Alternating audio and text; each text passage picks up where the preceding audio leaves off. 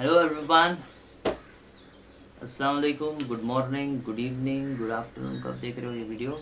Good evening everyone. क्या हाल है। आज हम लोग नया सब्जेक्ट स्टार्ट कर रहे हैं, हमारा economics. It's a wonderful subject. एक लौता ऐसा थियोरी सब्जेक्ट है जो पूरा प्रैक्टिकल का इफेक्ट देगा आपको। बहुत इंटरेस्टिंग है और बहुत समझने वाले सब्जेक्ट है ये। पेपर में एक बच्चे इसको गलती से डिफ़िकल्ट सब्जेक्ट मानते हैं, और रीज़न डिफ़िकल्टी का इसलिए नहीं क्योंकि कॉन्सेप्ट डिफ़िकल्ट है, इसीलिए डिफ़िकल्ट लगता है बच्चों को क्योंकि इसमें कुछ डायग्राम्स बनाने कभी कभी पड़ जाता है, और साथ में इसके चैप्टर के क्वेश्चन जो हैं, चैप्टर से जो पिक करने का तरीका है उनका, वो चैप्टर के किसी भी हिस्से से वो क्वेश्चन को पिक कर सकते हैं। यहाँ पर हम बड़े बड़े क्वेश्चन से हमें डर नहीं लगता, छोटे मोटे क्वेश्चन जो किसी कॉन्सेप्ट के अंदर का पार्ट है उससे लगता है क्योंकि क्वेश्चन वहाँ से ले लेता है। इकोनॉमिक्स में एक इकोनॉमिक्स का एग्जामिनर जो पेपर चेक करता है वो ख्याली पुलाव को एक्सपेक्ट नहीं करता। आप उसी में थोड़ा सा ख्याली पुलाव डाल तो चल जाएगा, लेकिन इकोनॉमिक्स में उसको कॉन्सेप्ट की बहुत ज़रूरत है। वो इकोनॉमिक्स में कॉन्सेप्ट के अलावा और कुछ नहीं ढूंढता, तो कॉन्सेप्ट आपका बहुत स्ट्रॉन्ग होना बहुत ज़रूरी है। इकोनॉमिक्स का पेपर हमेशा हमेशा बहुत लेंदी आता है, चाहे आप 12th में रहो चाहे आप TY में रहो। काफ़ी लेंदी पेपर होता है इकोनॉमिक्स का, 3 घंटे में कभी कंप्लीट नहीं हो पाता, ऐसे पेपर्स लोग ड्राफ्ट करते हैं। तो इसलिए यहाँ पर कॉन्सेप्ट क्लैरिटी के साथ साथ एक और चीज़ की ज़रूरत पड़ती है, वो है स्पीड की, राइटिंग स्पीड की। जब तक आपका राइटिंग स्पीड ठीक नहीं होगा, जब तक आपके कॉन्सेप्ट क्लियर नहीं होंगे, इकोनॉमिक्स का पेपर तो आपको बहुत डिफिकल्ट जाएगा मेरे दोस्त। तो इसलिए अगर किसी की राइटिंग बहुत स्लो है तो उनको लिखने के लिए फटाफट फटाफट सीखना पड़ेगा, थोड़ा जल्दी जल्दी हैंड राइटिंग प्रैक्टिस करनी पड़ेगी। हर रोज़ कुछ पेजेस लिखोगे तो ऑटोमेटिकली तुम्हारी राइटिंग ठीक हो जाएगी। उसके अलावा जिन लोगों का कॉन्सेप्ट क्लियरिटी नहीं होती है, जो रट्टे तो मारते रहते हैं, तो जो वो रट्टे वाले बच्चे हैं उनको दिक्कत आ जाएगी, क्योंकि ये जल्दी याद होने वाला नहीं है। एक बार आप समझ जाओ उसके बाद याद हो जाएगा, लेकिन आप ऐसे याद करने बैठोगे तो ये याद कभी नहीं होने वाला है। एग्ज़ाम के नज़दीक लगेगा कि सब कुछ भूल गए। कॉन्सेप्ट समझना बहुत ज़रूरी है, और इसमें आंसर आप लोग खुद की मर्ज़ी से फ्रेम कर सकते हो। मैंने खुद के आंसर लिखने मना नहीं किया, मैंने कहा आप ख्याली पुलाव नहीं डाल सकते, इसमें अपनी मर्ज़ी से कुछ भी नहीं डाल सकते। मर्ज़ी से क्या डालना होता है, इकोनॉमिक्स है ये और कोई सब्जेक्ट नहीं है, ये कॉन्सेप्ट को बताता है, कॉन्सेप्ट के ऊपर बेस्ड ये चैप्टर्स है। आप कॉन्सेप्ट ही नहीं जानते हो और डायरेक्टली करोगे तो थोड़ा सा दिक्कत हो जाएगा। एग्जामिनर एक्सपेक्ट नहीं करता है कि आप ख्याली पुलाव पकाओ। मैंने कई सारे पेपर्स इकोनॉमिक्स के देखे हैं, ऐसे ऐसे ख्याली पुलाव बनाते हैं बच्चे। एक बार लास्ट ईयर के पेपर्स में चेक कर रहा था, उसमें था टाइप्स ऑफ लोन, तो वो बच्चे अपने सिविल का स्कोर और एकदम प्रैक्टिकल चले गए, सिविल का स्कोर अच्छा होना चाहिए लोन लेने के लिए। उसके अलावा उन्होंने बोले कार का लोन ले लेते हैं हम लोग, घर का लोन लेते हैं। आपको भी सही लग रहा होगा ये जवाब, लेकिन वहाँ टर्म लोन्स की बात हो रही थी, short term, medium term, call, ये सारी बातें हो रही थी। ये कार का लोन, बाइक का लोन नहीं बात हो रही थी। टाइप्स ऑफ लोन में नहीं बता रहे थे कौन कौन चीज़ों पे, कौन सी चीज़ों पे लोन मिल रहा है। वहाँ पर सवाल था कितने तरह के लोन होते हैं, कौन सी चीज़ों के होते। तो फ्रिज का लोन भी लिख देते बच्चे, AC का लोन भी लिख देते हैं, आजकल तो मोबाइल लोन पे मिल रहा है वो भी लिख देते हैं। तो आपको कॉन्सेप्ट क्लियर होना चाहिए। आप पका पका कर डालोगे तो आपको मार्क्स नहीं मिलेंगे इसमें। और यहाँ पर एक अच्छी बात ये होती है कि इकोनॉमिक्स का जो एग्जामिनर होता है वो लेंथ को नहीं देखता है, वो क्वालिटी को देखता है। तो इकोनॉमिक्स का पेपर सिर्फ इन्हीं रीजंस की वजह से जो है वो डिफ़िकल्ट हो जाता है बच्चों के, क्योंकि साल भर पढ़ते नहीं है, आखिरी में एकदम से रट्टा मारना शुरू कर देते हैं और वो होता नहीं है। तो अपना ख्याली जो ज्ञान जो आप लोगों ने बचपन से बटोर के रखा है, लॉकडाउन में तो बहुत बटोर लिया होगा आप लोगों ने, तो वो सारा ज्ञान जो है वो पेपर में आना शुरू हो जाता है और एग्जामिनर इम्प्रेशन ख़राब होना शुरू हो जाता है, तो एग्जामिनर मार्क्स देना भी कम कर देता है। इकोनॉमिक्स के पेपर में बहुत क्वेश्चन आते हैं, छोटे छोटे बहुत क्वेश्चन आते हैं, बड़े क्वेश्चन भी आते हैं। इस साल का पेपर पैटर्न आया नहीं, वरना मैं आपको बता देता कि इस साल लोग क्या एक्सपेक्ट करें। मगर होता यही है कि इतने क्वेश्चन आते हैं कि बच्चे अटेम्प्ट नहीं कर पाते, ये दिक्कत है। उसके अलावा और कोई दिक्कत नहीं है। इकोनॉमिक्स का सिर्फ प्रॉब्लम बताओगे या सोल्यूशन भी बताएंगे सर? प्रॉब्लम्स तो मैंने बता दिया, सोल्यूशन सिंपल है। मैं आपको एकदम मस्त, आपको आराम से इकोनॉमिक्स के सारे कॉन्सेप्ट बहुत अच्छे से समझा दूंगा। समझ जाओ उसको, फिर उसके बाद में याद करो और उसके आंसर्स को फ्रेम करना सीखो, लिखना सीखो। यही एक तरीका है जिससे आप इकोनॉमिक्स का पेपर मैक्सिमम तरीके से पूरा का पूरा अटेम्प्ट कर पाओगे, आसानी से कर पाओगे और अच्छे से हो जाएगा। अब हम लोग आते हैं इंडेक्स के ऊपर। इंडेक्स में क्या क्या चीज़ें हैं। इंडेक्स में गाइस हमारे पास इस बार 10 चैप्टर्स हैं। पहले 13 चैप्टर हुआ करते थे, अब 10 चैप्टर्स हैं। पहले 2 सेक्शन में डिवाइड हो जाता था। इकोनॉमिक्स को बेसिकली 2 सेक्शन में डिवाइड किया हुआ है, एक है माइक्रो इकोनॉमिक्स और एक है मैक्रो इकोनॉमिक्स। आपके टेक्स्ट बुक को भी उन्होंने 2 हिस्सों में डिवाइड किया हुआ है, एक हिस्सा था माइक्रो इकोनॉमिक्स, एक हिस्सा था मैक्रो इकोनॉमिक्स। अब पहले 2 सेग्रीगेशन करके वो मार्क्स को भी सेग्रीगेट करते थे, तो बच्चों के लिए बड़ा आसान हो जाता था कि कोई भी एक सेक्शन पढ़ लिया 70-75 मार्क्स का वो पूरा का पूरा सेक्शन आता था, तो दूसरा सेक्शन पूरा छोड़ देते। ये बच्चों की पहले की पॉलिसी थी। जो उनको इजी लगता था वो एक सेक्शन पूरा पढ़ लेते, तकरीबन 70 मार्क्स का आता था 80 में से, तो बच्चे बोले इतना भी अटेम्प्ट कर ले हम बहुत है, तो इस सब चक्कर में बच्चे एक पूरा सेक्शन निकाल दिया करते थे। लेकिन अब ऐसा नहीं है, अब हमारे पास पूरा का पूरा कोई सेक्शन में सेग्रीगेशन नहीं है, कोई मार्क्स का वेटेज अभी तक ठीक से आया नहीं है। तो यहाँ पर हम लोग क्या एक्सपेक्ट कर रहे हैं, हम लोगों ने उन्होंने क्या कर दिया है, माइक्रो और मैक्रो को दोनों को मिलाकर पहला चैप्टर कर दिया और उसके बाद लाइन से सारे कॉन्सेप्ट दे दिए। लेकिन अगर ठीक से नोटिस करो इंडेक्स में, जो इंडेक्स मैंने दिखा रखा है, तो यहाँ पर चैप्टर नंबर 2, 3A, 3B, 4, 5 ये सारे के सारे माइक्रो कॉन्सेप्ट्स हैं, माइक्रो इकोनॉमिक्स के कॉन्सेप्ट्स हैं, और 5 के बाद सारे के सारे मैक्रो इकोनॉमिक्स कॉन्सेप्ट्स। तो यहाँ पर भी वो सेग्रीगेशन ऐसे ही अवेलेबल है, बट उन्होंने सेग्रीगेट करके दिया नहीं है कि कौन सा कितने वेटेज का क्या मार्क्स रहेगा। तो इस सिचुएशन में अगर हम देखेंगे, पहले के मार्क्स में कुछ बता दूं, कुछ चैप्टर्स की अगर मैं शुरुआत की चैप्टर्स की बता दूं, तो माइक्रो इकोनॉमिक्स और मैक्रो इकोनॉमिक्स हमेशा से कंपैरेटिव स्टडी में ही आया है। सवाल इनके डिस्टिंग्विश में आते हैं, काफ़ी ज़्यादा फ्रीक्वेंटली आते हैं, तो ये हमेशा कंपैरेटिव स्टडी है। पहले भी मैं ऐसे ही पढ़ाया करता था, पहले माइक्रो के साथ मैं मैक्रो पढ़ा दिया करता था, क्योंकि ये दोनों के दोनों का कंबाइन वेटेज 8 मार्क्स का हो जाता है। इंडिविजुअली देखोगे आप तो 4-4 मार्क्स के, लेकिन अगर इनको हम कंबाइन कर दें तो ये 8 मार्क्स का चैप्टर बन जाता है। तो पहले 2 चैप्टर पढ़ते थे, अब हमें सिर्फ एक ही चैप्टर के अंदर ये दोनों चैप्टर पढ़ना है। ऐसा नहीं कि उन्होंने कुछ कम कर दिया, ऐसा है कि उन्होंने दोनों चैप्टर के पेजेस को बैक टू बैक चिपकाकर उन्होंने एक ही चैप्टर बना दिया। तो अब इस सिचुएशन में हम क्या करेंगे, हम दोनों चैप्टर जैसे हमेशा पढ़ते हैं वैसे ही पढ़ेंगे। पहले हम समझेंगे माइक्रो इकोनॉमिक्स क्या है, उसके बाद हम समझेंगे मैक्रो इकोनॉमिक्स क्या है, फिर हम दोनों को एक लेक्चर में कंपेयर करेंगे कि कौन सी चीज़ें इन दोनों की कंपैरिजन में आ जाती है। अब हम यहाँ पर क्या करेंगे, आज हम चैप्टर नंबर 1 का इंट्रोडक्शन लेंगे। आज हम माइक्रो इकोनॉमिक्स और मैक्रो इकोनॉमिक्स के बारे में देखेंगे, इस चैप्टर में क्या क्या है और हम कैसे कैसे पढ़ने वाले हैं। सबसे पहले देख लो, यहाँ पर पूरे के पूरे इकोनॉमिक्स को 2 सेक्शन में डिवाइड किया हुआ है, माइक्रो इकोनॉमिक्स, मैक्रो इकोनॉमिक्स। अब हमें इन दोनों का डिफरेंस पता होना चाहिए, माइक्रो किसको कहते हैं, मैक्रो किसको कहते हैं। दोनों के दोनों ग्रीक वर्ड से आए हुए, दोनों के दोनों ग्रीक वर्ड से आए, और दोनों का मतलब कुछ ऐसा है।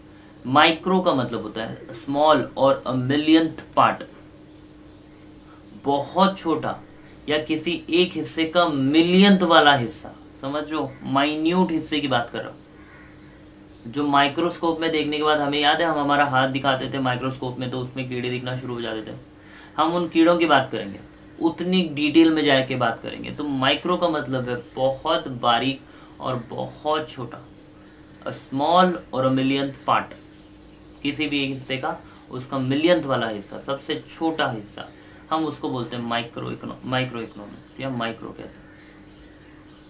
मतलब किसी भी इकोनॉमी का अगर हम बहुत डिटेल पढ़ेंगे, बहुत बारीकी से, बहुत छोटी छोटी चीजें पढ़ेंगे, तो हम माइक्रो इकोनॉमिक्स पढ़ रहे हैं। ठीक है, इतना पूरे इकोनॉमी में से अगर हम बहुत मैनिपुलेट, लेटर से मैं अपने घर की बात पढ़ाई करने जा रहा हूँ, घर का इकोनॉमी देखना चाह रहा हूँ, माइक्रो इकोनॉमी। मैं किसी एक कंपनी का, पूरे देश में से सिर्फ एक कंपनी के बारे में कुछ जानना चाहता हूँ, माइक्रो इकोनॉमी है। किसी पर्टिकुलर पूरे सारे इतने सारे प्रोडक्ट्स हैं, उस प्रोडक्ट्स में से किसी एक प्रोडक्ट के बारे में जानना चाहता हूँ, तो ये माइक्रो इकोनॉमिक्स है, क्योंकि पूरे इकोनॉमी का एक बहुत बारीक सा ये छोटा सा हिस्सा है। तो अगर मैं इंडिविजुअल की पढ़ाई करूंगा तो ये मेरे लिए माइक्रो इकोनॉमिक्स हो जाएगा। मैक्रो इकोनॉमिक्स भी ग्रीक टर्म से आया हुआ है। देखो मैक्रो के का डिफरेंस है और वहां पर भी हमारे पास के का डिफरेंस है। माइक्रो मिक्रोज बोलते हैं, मैक्रो के का डिफरेंस है, बाकी स्पेलिंग भी सारी सेम। मैक्रो का मतलब क्या होता है, एज अ लार्ज होता है। ये मैक्रो का मतलब लार्ज होता है। लार्ज का मतलब सर कैसे, इकोनॉमी एज अ होल, पूरे हिंदुस्तान के बारे में हम पढ़ाई करने जाएंगे एक साथ। कोई पूछेगा हमारे देश की इकोनॉमी कैसी है, तो वो मैक्रो इकोनॉमिक्स पूछ रहा है। आपके घर के हालात क्या है, तो वो माइक्रो इकोनॉमिक्स पूछ रहा है। ये है दोनों में डिफरेंस।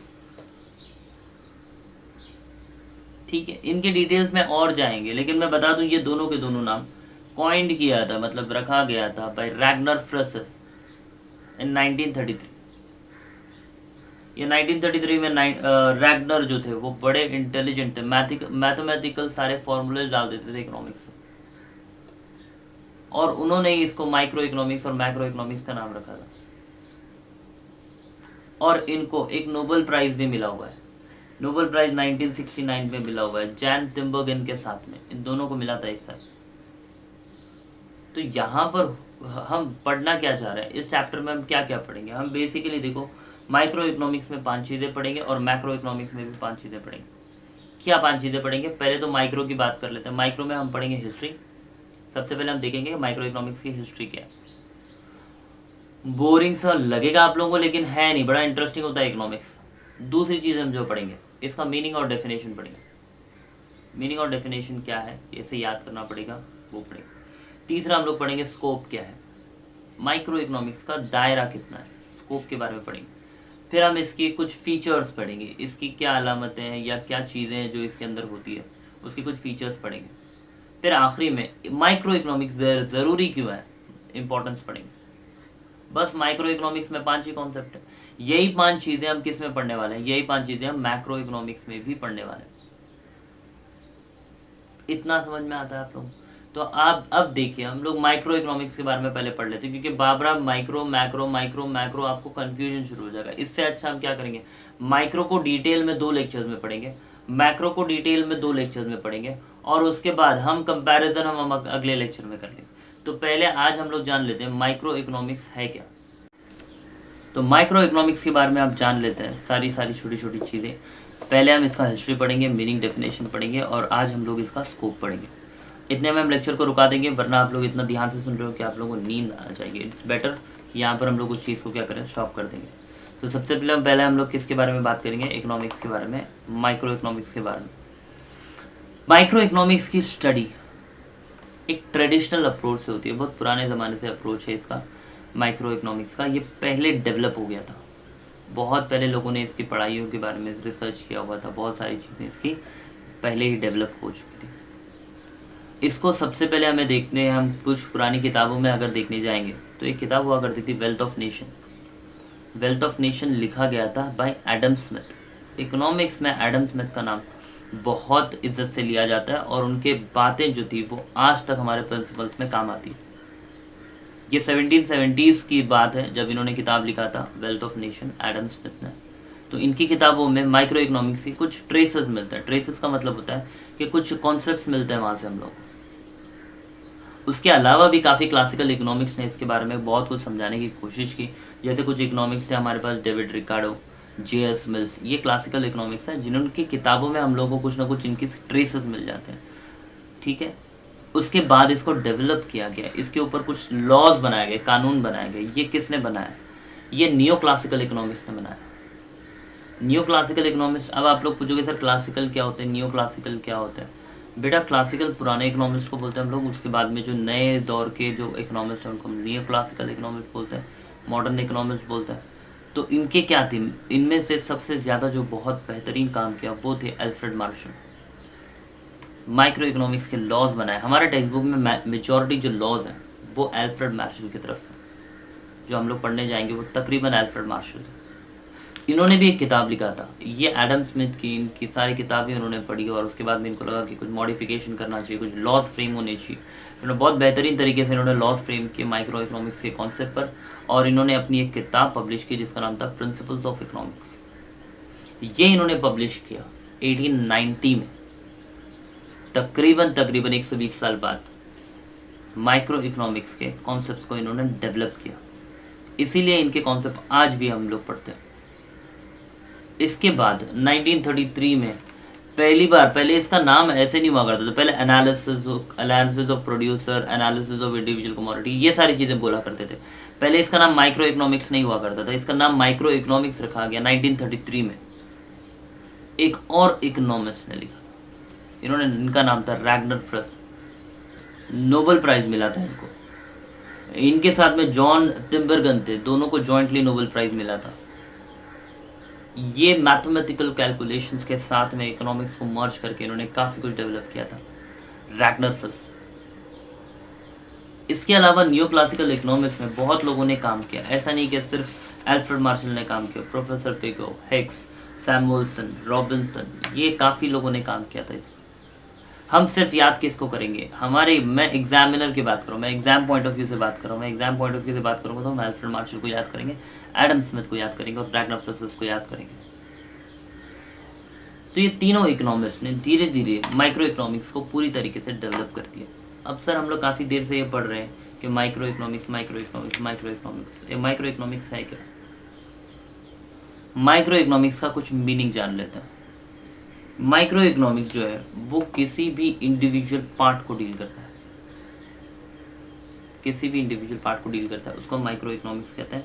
ये इकोनॉमिक एक्शन या बिहेवियर दिखता है किसी भी इंडिविजुअल चीज़ की। इकोनॉमिक एक्शन, मैं इमोशनल एक्शंस की बात कर रहा हूँ, मैं इकोनॉमिक एक्शंस की बात कर रहा हूँ। तो यहाँ पर किस किस के बारे में हम बात कर रहे हैं? हम बात करें किसी एक इंडिविजुअल कस्टमर की, इंडिविजुअल प्रोड्यूसर की। इंडिविजुअल का मतलब होता है अकेला, सिंगल। इंडिविजुअल प्रोड्यूसर की, जो गुड्स बनाने वाला है, उसकी बात करेंगे। किसी भी एक कमोडिटी की बात करेंगे, गुड्स की बात करेंगे। यहाँ पर हम इंडिविजुअल कंपनी की बात करेंगे। तो जब भी हम इंडिविजुअल या सिंगल की बात कर रहे हैं, हम माइक्रो इकोनॉमिक्स के बारे में बात कर रहे हैं। ठीक है। डेफिनेशन में मुझे सबसे अच्छा डेफिनेशन लगा मॉरिस डॉब का। मॉरिस डॉब ने बड़े सिंपल तरीके से समझा दिया। उन्होंने कहा कि माइक्रो इकोनॉमिक्स और कुछ नहीं है, किसी भी इकोनॉमी का अगर आप माइक्रोस्कोपिक स्टडी करते हो तो उसको माइक्रो इकोनॉमिक्स है। बहुत सिंपल तरीके से मॉरिस डॉब ने लिख दिया। उनका लिखना था micro economics is a fact, is in fact a microscopic study of an economy. उन्होंने सिंपल तरीके से समझा दिया। उन्होंने कहा कि कुछ नहीं है, इकोनॉमी को अगर आप माइक्रोस्कोप में पढ़ोगे तो उसको हम माइक्रो इकोनॉमिक्स कहते हैं। इतना समझ में आता है। ये बेसिक इंट्रोडक्शन था अबाउट द हिस्ट्री। ये मार्क्स इसके लिए इसके क्वेश्चंस नहीं बनते कि what is the history of micro economics, ऐसा कुछ नहीं मिलता। बट आपके इंट्रोडक्शन के जितने भी बड़े क्वेश्चन होते हैं उसके इंट्रोडक्शन का पार्ट ही बन सकता है। इंट्रोडक्शन में आप मेंशन करना पड़ेगा आपको classical economics, Adam Smith in the book of wealth of nation in 1773 to be very honest. और उसके बाद में it was developed by new classical economist Alfred Marshall in 1890 in his book principles of economics. Later in 1933 Ragnar Frisch coined it as first time coined it as a microeconomics। ये microeconomics पहली बार नाम लिखा गया। आप उसके बाद में Morris डॉब का डेफिनेशन लिख दो, आपको बेसिक इंट्रोडक्शन और आपका डेफिनेशन स्ट्रांग हो जाता है। ये आप माइक्रो इकोनॉमिक्स की किसी भी क्वेश्चन में आप इंट्रोडक्शन के तौर पर डाल सकते हो। ऐसा नहीं है कि सिर्फ कोई पर्टिकुलर क्वेश्चन के ऊपर ही आएगा, आप इसकी किसी भी इंट्रोडक्शन पे आप इसको इंट्रोड्यूस कर सकते हो। ये बेसिक कंटेंट है। अगर एग्जामिनर ने ये 3 नाम देख लिए और इनके पीरियड देख लिए, इनका साल देख लिया, तो ये आपके तरफ काफ़ी इम्प्रेस हो जाएगा और फ़ौरन मार्क्स देना भी शुरू कर देगा। इकोनॉमिक्स में मार्क्स बटोरना सीखो। कैसे बटोरोगे? एक ही तरीका है, कुछ टेक्निकल चीज़ें डाल दो, आपका एग्जामिनर खुश हो जाता है, क्योंकि उसको ख्याली पुलाव नहीं चाहिए। आप डाल दो Adam Smith, wealth of nation, आप ऐसी चीज़ें उसको बोल दो, अब वो खुश हो जाएगा। वो लगेगा क्या बच्चे का नॉलेज है, और वाकई आपका नॉलेज है ना, तभी तो आपने लिखा है। इसके बाद जो हम लोग बात करेंगे, स्कोप के बारे में बात करेंगे, दायरे के बारे में बात करेंगे। What is the scope of micro economics? Micro economics की स्टडी किस दायरे में पढ़ाई करती है, कहाँ कहाँ पर जाती है? दायरा हम किसको बोलते हैं? जैसे हमारी आँखें, जैसे मैं अब एक सामने दीवार है, मैं सामने दीवार तक सारी चीज़ें देख सकता हूँ, लेकिन दीवार के पीछे की चीज़ें नहीं देख सकता, मेरे स्कोप में नहीं है। अगर मैं पूरी दुनिया के सबसे बड़ी बिल्डिंग पर खड़ा हो जाऊं, क्या मैं वहां से पूरी दुनिया देख लूंगा? मैंने एक वीडियो देखा था फेसबुक पे, वो दुनिया के सबसे बड़ी बिल्डिंग पर खड़ा था, बादलें देख रहा था, दुनिया नहीं देख पा रहा था, और बादलों के नीचे की दुनिया नहीं दिख रही थी क्योंकि उसका स्कोप खत्म हो गया बादल में आके। ऐसे भी लोग हैं। तो ऐसे सिचुएशन में स्कोप का मतलब क्या होता है? दायरा होता है। तो माइक्रो इकोनॉमिक्स का दायरा कहाँ है? 3 चीजें इसमें माइक्रो इकोनॉमिक्स के दायरे में। सबसे पहले आता है हमारे पास प्रोडक्ट प्राइसिंग। ये किसी भी प्रोडक्ट के प्राइस को डिटरमाइन करने के काम आता है। दूसरा फैक्टर प्राइसिंग, किसी भी फैक्टर क्या होता है जब में जाएंगे हम लोग उस पर समझेंगे। और तीसरा है उसका economic welfare, efficiency of economic welfare. 3 दायरे हैं उसके, ये याद रखना है आपको। पहला क्या था? पहला था हमारे पास प्रोडक्ट प्राइसिंग। तीनों कॉन्सेप्ट समझने जैसे हैं, अच्छे कॉन्सेप्ट। प्रोडक्ट का प्राइस कैसे डिसाइड होता है? आप लोग मुझे बताओ कि सर प्रोडक्ट का प्राइस कैसे डिसाइड होता है? आप लोग कहोगे सर प्रोडक्ट का प्राइस डिसाइड होने का क्या है, किसी को 8 रुपये में आता है वो 9 रुपये में बेच देता है, यही प्रोडक्ट का प्राइस है, तो प्रोडक्ट का प्राइस हो गया 9 रुपये। तो फिर बोलेगा, कोई बोलेगा नहीं सर ऐसा होता होगा कि वो 8 रुपये में बनाता होगा, 9 रुपये वाले में दुकान वाले को देता होगा और दुकान वाला हमें 10 रुपये में देता है, तो प्रोडक्ट डिसाइड हो गया 10 रुपये। ऐसा लगता है आपको? ऐसा नहीं है, प्रोडक्ट का प्राइस ऐसे डिसाइड नहीं होता। प्रोडक्ट का प्राइस डिसाइड करने के लिए 2 चीज़ें मुझे चाहिए, 2 फैक्टर चाहिए। पहला है डिमांड, पब्लिक उसको कितना डिमांड कर रही है। पब्लिक का डिमांड का मतलब है, जैसे आज की तारीख में देखो आप लोग सैनिटाइजर को बहुत डिमांड कर रहे हो, बहुत डिमांड आ रहा है उसका, बराबर है, काफ़ी डिमांड आ रहा है मार्केट में। अब हर छोटी बड़ी सारी कंपनियों ने क्या कर दिया, सैनिटाइजर ला लिया मार्केट में। सलमान खान ने भी लॉन्च कर दिया फ्रेश, वो भी बेच रहा है। क्या ज़रूरत पड़ी उसको? बैठे हुए हैं अपने अलग आराम से फार्म हाउस पर, वहाँ बैठे बैठे भी नए प्रोडक्ट लॉन्च करके बेच रहे हैं। क्या ज़रूरत थी? ज़रूरत मार्केट की थी, डिमांड की थी। मार्केट में काफ़ी डिमांड था, तो उन्होंने कहा कि भाई अभी अभी बेचो, लॉन्च कर दो इसको, घर में बैठे बैठे उसके ऐड बना लो और बेच दो, क्योंकि पब्लिक का क्या है, डिमांड है। आप अगर रेगुलरली बेचते तो ये डिमांड नहीं आता, लोग इतना नहीं खरीदते। क्या है सैनिटाइजर? कितने लोगों को तो नाम भी नहीं पता था सैनिटाइजर का क्या होता है, लेकिन अब हर बच्चे को, हर गरीब से लेके अमीर को पता है सैनिटाइजर किसको बोलते हैं।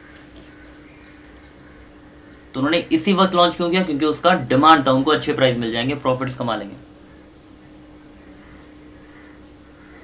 ठीक है, तो पहला फैक्टर क्या था हमारे पास? डिमांड है। और दूसरा फैक्टर है उसका supply, supply function, supply analysis. Supply का मतलब है कि मार्केट में वो गुड्स कितना अवेलेबल है एक प्रोड्यूसर के लिए कि वो मार्केट में उस चीज को बनाकर बेच सके,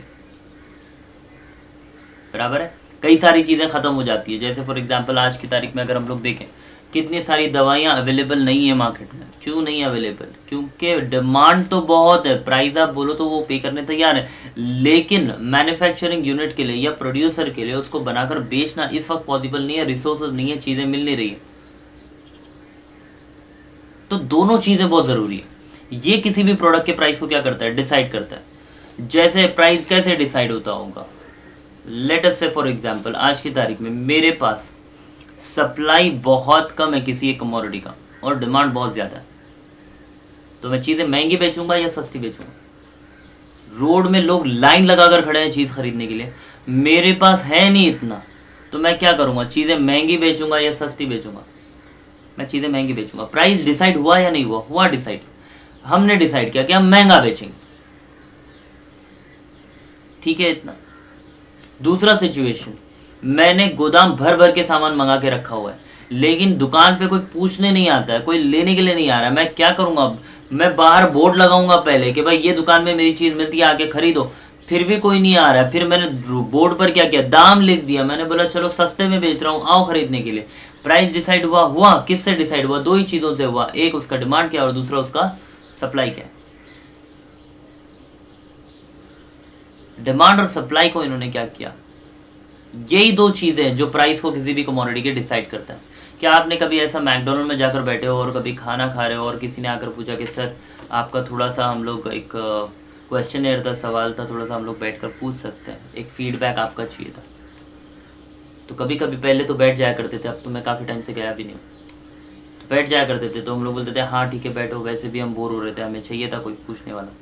तो वो फिर धीरे धीरे क्या करता है, वो सवालें पूछना शुरू करता है। आपको ये बर्गर कैसा लगा, ये कैसा लगा, वो कैसा लगा, आपको भाव कैसा लग रहा है, आपको इतने में आ रहा है तो ये ठीक लग रहा है कि नहीं लग रहा है। ये सब सारे सवाल कर क्यों रहा है? ये देखना चाहता है कि पब्लिक का डिमांड क्या है, पब्लिक क्या डिमांड कर रही है। अगर पब्लिक को थोड़ा सा तीखा, थोड़ा सा फीका अगर दिया जाए तो किस प्राइस में दिया जाए, कौन कितना एक्सेप्ट करेगा।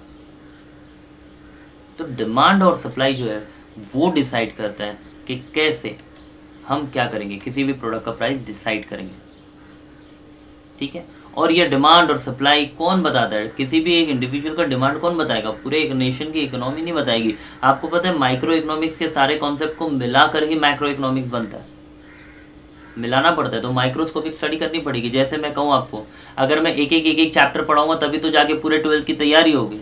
तो 12th पूरा का पूरा एज एन क्या हो गया हमारे लिए? तो मैक्रो हो गया। लेकिन हम एक एक इंडिविजुअल चैप्टर पढ़ेंगे तभी तो 12th कंप्लीट होगी। तो हमने क्या किया, एक एक चैप्टर, एक एक कॉन्सेप्ट को जो हम लोग पढ़ रहे हैं वो हमारे लिए माइक्रो हो गया। ठीक है इतना। तो पहला क्या था हमारा? Product pricing. प्रोडक्ट प्राइसिंग जो डिसाइड करना होता है वो बेसिकली दो फैक्टर्स पे डिपेंड होता है, एक होता है डिमांड एनालिसिस और एक होता है सप्लाई एनालिसिस। सेकंड पॉइंट पर आते हैं हम लोग। सेकंड पॉइंट है हमारे पास फैक्टर प्राइसिंग।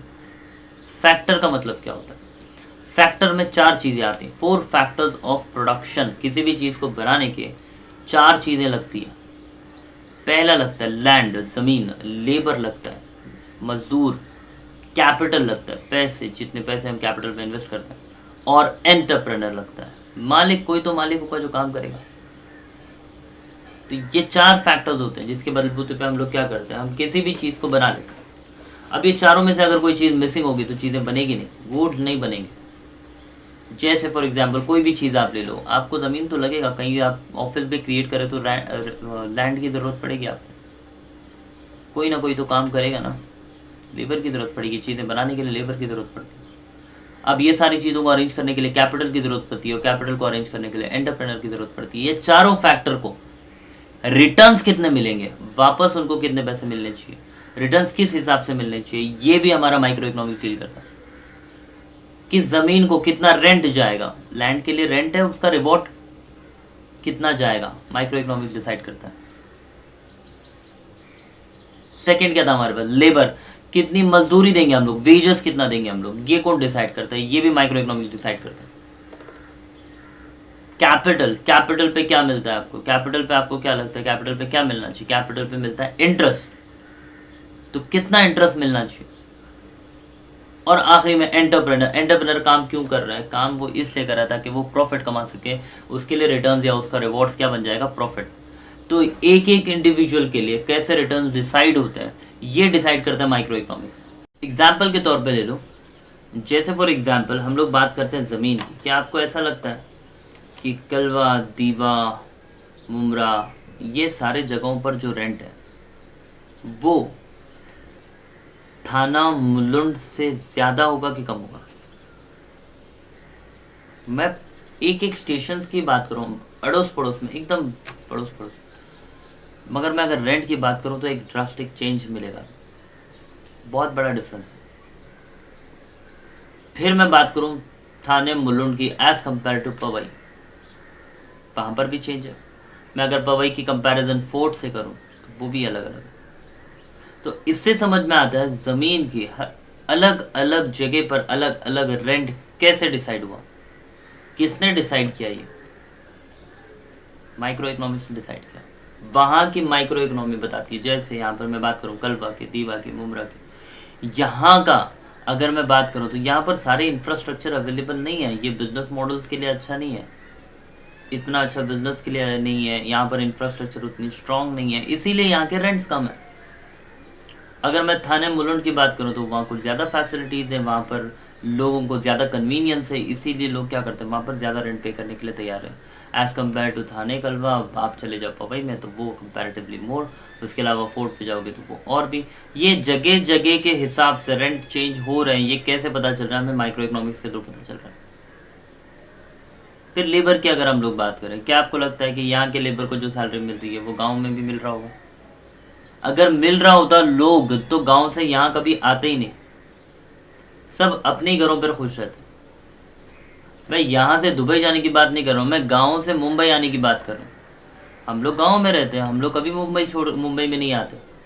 लेकिन यहाँ पर as compare to other villages और टाउन्स और सिटीज कंपैरेटिवली बेटर सैलरी मिल रही है। अब अगर बैंगलोर में ज्यादा सैलरी मिलने लग जाए तो लोग वहां चले जाएंगे। क्यों ऐसा? वही मजदूर है, वही क्वालिफिकेशन है, सब कुछ वही है, लेकिन एक जगह उसकी सैलरी कम है, दूसरी जगह उसकी सैलरी ज्यादा है। ये कैसे डिसाइड होता है? माइक्रो इकोनॉमिक्स से डिसाइड होता है। तो नेक्स्ट हमारे पास क्या है? कैपिटल। अलग अलग कैपिटल पे अलग अलग इंटरेस्ट मिलता है। क्या लगता है आप लोगों को, ये ओनर जो है वो बैंक में पैसे क्यों नहीं रख देते? वो क्यों आ जाते हैं बिजनेस में इन्वेस्ट करने के लिए? क्योंकि उनको बैंक से ज़्यादा रेट ऑफ इंटरेस्ट उनको किस में मिल रहा होता है? उनको बिजनेस में मिल रहा होता है।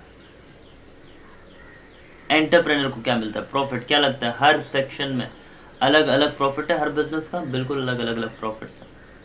आप अगर किसी बनिए की दुकान की बात करें तो उसका प्रॉफिट रेशियो अलग होगा।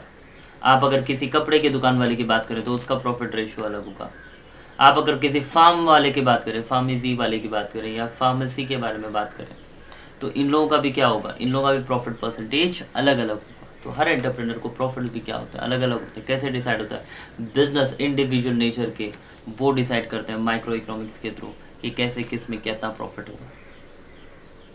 तो ये हमारे पास क्या है? ये बेसिकली हमारे पास है फैक्टर प्राइसिंग।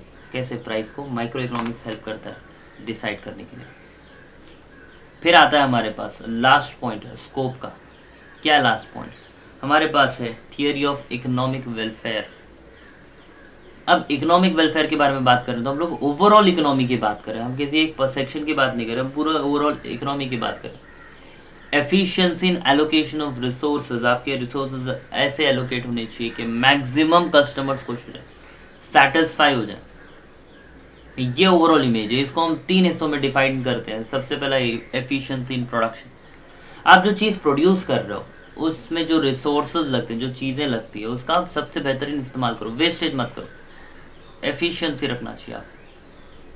जैसे फॉर एग्जांपल अगर मेरा ऑयल का बिजनेस है तो मैं सबसे पहले कच्चा तेल होता है, कच्चा तेल बेच सकता हूँ मैं, उसको रिफाइन करके रिफाइन ऑयल बेच सकता हूँ, उसको दोबारा रिफाइन करके डबल रिफाइन ऑयल बेच सकता हूँ, और पता है इनके ऊपर जो झाग आता है मैं उसका साबुन बनाकर भी बेच सकता हूँ। तो मैंने क्या किया? मैंने एक ही रिसोर्स का इस्तेमाल ऐसे किया कि उसका वेस्टेज क्या हो गया? सबसे कम हो गया। तो मेरा प्रोडक्शन ऐसे होने चाहिए कि एफिशिएंसी होनी चाहिए, प्रोडक्शन में वेस्टेज ज्यादा नहीं होना चाहिए। सेकेंड पॉइंट हमारे पास आता है एफिशिएंसी इन कंजम्पशन। अब ऐसे गुड्स को बनाओ कि मैक्सिमम लोगों का कंजम्पशन जो है वो सेटिस्फाई हो जाए, मैक्सिमम लोगों के वांट्स सेटिस्फाई हो जाए। आपके ऐसे जगह पर डिस्ट्रीब्यूशन होना चाहिए, एलोकेशन होना चाहिए जहां पर मैक्सिमम सेटिस्फैक्शन मिले। अगर मैं कहीं पर लेटर से कोई एक ऐसी जगह है जहां पर किसी को कोरोना वायरस नहीं हुआ है, वहां पर दवाइयां भर भर के रखी हुई है, बराबर, वहां दवाइयां भर भर के, लेकिन किसी को वायरस हुआ नहीं है। लेकिन कुछ ऐसे जगह है जहां पर बहुत ज्यादा हुआ है लेकिन वहां दवाइयां नहीं है। तो क्या लगता है आपको, उस जगह पर उस दवाई को रखकर कोई फायदा है या उसको डिस्ट्रीब्यूट कर देना चाहिए उस जगह पर जहां पर सबसे ज्यादा लोगों को जरूरत है? वहां पर डिस्ट्रीब्यूट कर देना चाहिए। और आखिरी में हमारे पास आता है ओवरऑल एफिशिएंसी। ओवरऑल एफिशिएंसी का मतलब है यहाँ पर प्रोडक्शन और कंजम्पशन दोनों को नजर में रखकर हमें क्या करना चाहिए? हमें ऐसी चीजें प्रोड्यूस करना चाहिए, ऐसे करना चाहिए जिस तरीके से मैक्सिमम कस्टमर्स मैक्सिमम बेनिफिट उठा सके। ये कैसे डिसाइड होता है? ये भी माइक्रो इकोनॉमिक्स डिसाइड करता है कि यूजेज कैसे होने चाहिए चीजों के, डिस्ट्रीब्यूशन कहाँ होना चाहिए, जरूरत कहाँ पर है, लोगों की डिमांड क्या है, वो सेटिस्फाई कैसे होगा। ये सारे कॉन्सेप्ट्स किसके हैं? माइक्रो इकोनॉमिक्स के। यही स्कोप है हमारा माइक्रो इकोनॉमिक्स का। तो अभी तक हमने क्या क्या पढ़ा? फटाफट रिवाइज कर लेते हैं। पहले हम लोगों ने देखा हिस्ट्री के बारे में। तो हिस्ट्री में हम लोगों को 3 नाम मिले, याद कर लेते फटाफट। Adam Smith in the book wealth of nation 1773। ये कौन थे? क्लासिकल इकोनॉमिस्ट है। इनकी किताबों में हमें ट्रेसेस मिलते हैं। ट्रेसेस मतलब कुछ चीजें, कुछ कॉन्सेप्ट मिलते हैं जहां पर इन्होंने समझाया हुआ माइक्रो इकोनॉमिक्स को। उसके बाद हमारे पास क्या है? उसके बाद हमारे पास नियो क्लासिकल इकोनॉमिस्ट है जिसका नाम है एल्फ्रेड मार्शल। 1890 में इन्होंने एक किताब लिखा हुआ था प्रिंसिपल्स ऑफ इकोनॉमिक्स। यहाँ पर इन्होंने काफ़ी सारे लॉज बनाए, डिफाइन किया, मॉडिफाई किया, बिल्डिंग किया, इस इकोनॉमिक को, कॉन्सेप्ट को ठीक से उन्होंने फ्रेम किया। तीसरा नाम क्या आता है हमारे पास? रैगनर फ्रस इन विच ईयर 1933 में इन्होंने क्या किया था? ही टर्म्ड माइक्रो इकोनॉमिक्स। पहले प्रोड्यूसर एनालिसिस हुआ करता था, अब उसका नाम क्या कर दिया इन्होंने? माइक्रो इकोनॉमिक्स रख दिया। उसके बाद हमने क्या पढ़ा? हमने उसके मीनिंग और डेफिनेशन मॉरिस डॉब के पढ़े। मॉरिस डॉब के डेफिनेशन के बाद हमने आज सिंपल सा स्कोप पढ़ा। हमने पढ़ा स्कोप क्या होता है। वैसे माइक्रो इकोनॉमिक्स होता क्या है? माइक्रो इकोनॉमिक्स समझ गया सर, हमको और समझाने की जरूरत नहीं है। किसी भी इकोनॉमी के अगर छोटे से हिस्से को हम पढ़ना चाहते हैं तो उसको हम माइक्रो इकोनॉमिक्स कहते हैं। Very good. उसके बाद हमने स्कोप पढ़ा। स्कोप में हमारे पास कितने पॉइंट्स थे? 3 पॉइंट्स थे। सबसे पहले था प्रोडक्ट प्राइसिंग, किसी भी प्रोडक्ट का प्राइस कैसे डिसाइड होता है, हमने डिसाइड कर लिया डिमांड और सप्लाई से होता है। फिर हमने दूसरा पॉइंट देखा जिसमें हमने डिसाइड किया कि फैक्टर प्राइसिंग कैसे होता है। फैक्टर कौन से फैक्टर होते हैं? 4 फैक्टर होते हैं, land, labour, capital, entrepreneur. 4 factors के रिवॉर्ड्स क्या होंगे ये कौन डिसाइड करता है? ये भी हमारा माइक्रो इकोनॉमिक्स डिसाइड करता है। क्या था इसका आंसर? इसका आंसर था हमारे पास किसको कितना मिलेगा, क्या लैंड को रेंट कितना मिलेगा, उसके अलावा लेबर को वेजेस कितने मिलेंगे, उसके बाद हमने क्या पढ़ा था, कैपिटल को इंटरेस्ट कितना मिलेगा और एंटरप्रेन्योर को प्रॉफिट कितना मिलेगा। इसके बाद हमने क्या देखा, एफिशिएंसी की बात चल रही थी हमारे पास कुछ, तो यहाँ पर हमने देखा प्रोडक्शन में एफिशिएंसी होनी चाहिए, फिर उसके बाद में कंजम्पशन में एफिशिएंसी होनी चाहिए और ओवरऑल हमारे पास एफिशिएंसी होनी चाहिए। तो ये हमने देखा माइक्रो इकोनॉमिक्स के अभी तक के कॉन्सेप्ट में।